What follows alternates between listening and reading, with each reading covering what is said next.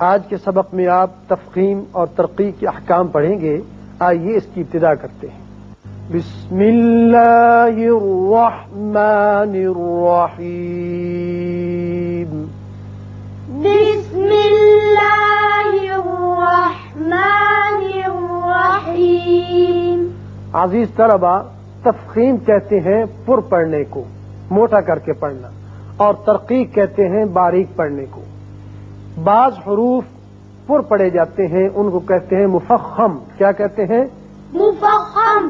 اور بعض باریک پڑھے جاتے ہیں، ان کو کہتے ہیں مرقق. مرقق. اور جو حروف پر پڑھے جاتے ہیں وہ ہیں حروف مستعلیہ 7: خا، خا، صاد، صاد، ضاد، ضاد، غین، غین، طا، طا، قاف، قاف، ظا. ظا. یہ تو مستقل پر پڑھے جاتے ہیں. لیکن 3 حروف ایسے ہیں جو کبھی تو پر پڑھے جاتے ہیں اور کبھی باریک پڑھے جاتے ہیں. ان میں ہے الف، الف، لام، لام، را. را. اب تینوں کے قواعد آپ کو سمجھانے ہیں کہ الف کب موٹا پڑھتے ہیں یا باریک، اور لام کب پر پڑھتے ہیں اور باریک، اور اسی طرح را کے متعلق. پہلے آئیے الف کے متعلق. یاد رکھیے کہ الف جو ہے یہ ما قبل حرف جو آتا ہے پہلے اس سے متحرک اس کے تابع ہوتا ہے. اگر پہلا حرف پر پڑھا جانے والا ہوگا، حروف مستعلیہ میں سے ہوگا کوئی ایک، تو یہ الف بھی پر ہوگا. اس کے علاوہ حروف میں سے کوئی آ جائے گا جو باریک پڑھا جاتا ہے تو اس کے تابع چونکہ ہوگا لہذا وہ الف بھی باریک پڑھا جائے گا. جیسے قاف حروف مستعلیہ میں سے ہے، پر پڑھا جاتا ہے. اب اس کو ہم جب پڑھیں گے قال، قال. اگر ہم پڑھیں قالا تو یہ غلط ہوگا. کیوں؟ قاف تو آپ نے موٹا پڑھا لیکن الف نہیں پڑھا. قال. قال. اسی طرح جب باریک حرف آ جائے تو اس کو الف کو بھی باریک پڑھیں گے، جیسے مالکی. مالکی. اگر کوئی پڑھ دے مولکی تو یہ غلط ہے. کیوں کہ میم جو ہے یہ باریک پڑھا جانے والا حرف ہے، اس کی وجہ سے الف بھی باریک ہوگا. مالکی. مالکی. یہ تو ہے الف کا قاعدہ واضح طور پر کہ حروف مستعلیہ میں سے کوئی آئے تو یہ پر ہوگا، باقی حروف میں سے کوئی آئے تو باریک ہوگا. دوسرا قاعدہ ہے لام کا. قرآن پاک میں جو لام اسم اللہ کے اندر استعمال ہوتا ہے اسی کے 2 قاعدے ہیں. اس کے علاوہ جہاں بھی لام استعمال ہوگا وہ باریک پڑھا جائے گا. اب پر 2 صورتوں میں صرف یہ پڑھا جاتا ہے، وہ بھی اسم اللہ کے ساتھ. اگر پہلے زبر آ جائے تو تب یہ لام پر ہوگا، اور پہلے اگر پیش آ جائے تو تب یہ لام پر ہوگا. جیسے اگر زبر آئے تو ہم پڑھیں گے واللہ. واللہ. اس کو اگر ہم پڑھیں واللہ تو یہ غلط ہے. واللہ. واللہ. اسی طرح پیش کی صورت میں رسول اللہ. رسول اللہ. رسول اللہ نہیں پڑھنا بلکہ لام پر ہوگا. رسول اللہ. رسول اللہ. اور اگر اس میں اللہ سے پہلے زیر آ جائے تو یہ باریک پڑھا جاتا ہے. وللہ. وللہ. باللہ. باللہ.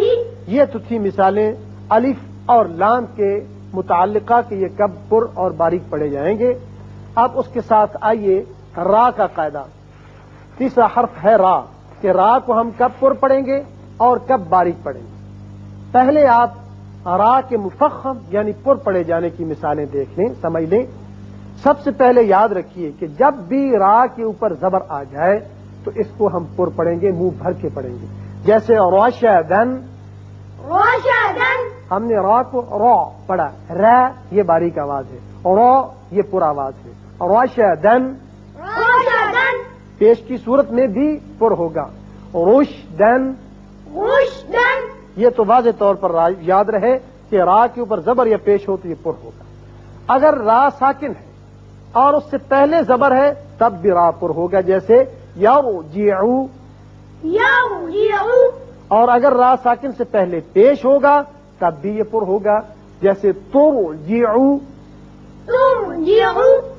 تیسری صورت ہے کسرہ عارضی.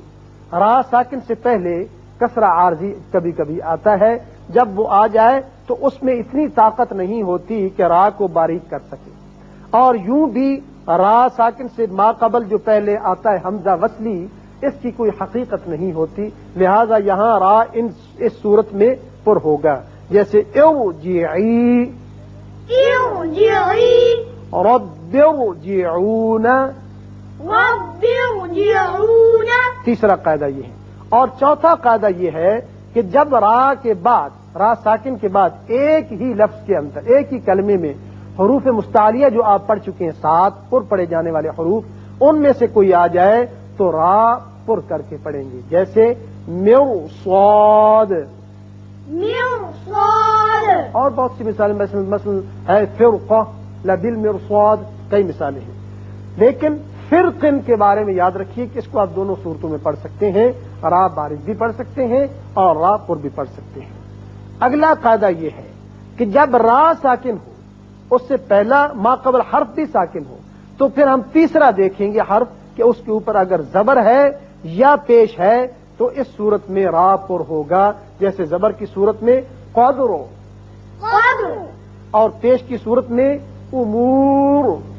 امور۔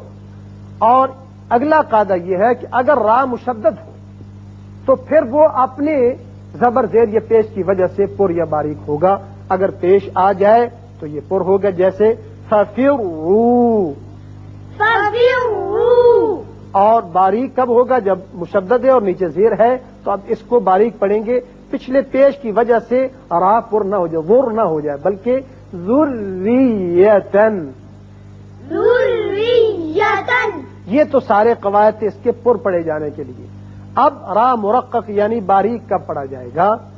سب سے پہلی مثال یہ ہے کہ جب را کے نیچے کسرہ یعنی زیر آ جائے تو اس کو باریک پڑھیں گے، جیسے شاریبہ، شاریبہ، اور اگر را ساکن ہے اور اس سے پیچھے زیر ہے تو پھر بھی باریک ہوگا، جیسے فرعون، فرعون، اور را ساکن سے پہلے اگر یا ساکن آ جائے تو ہمیشہ را باریک ہوگا، جیسے خیر، خیر، اور اگر را ساکن ہے اس سے پچھلا بھی ماقبل ساکن ہے تو پھر پیچھے آپ حرکت دیکھیں گے، اگر زیر ہے تو را باریک ہوگا، جیسے فکر، فکر، فکر۔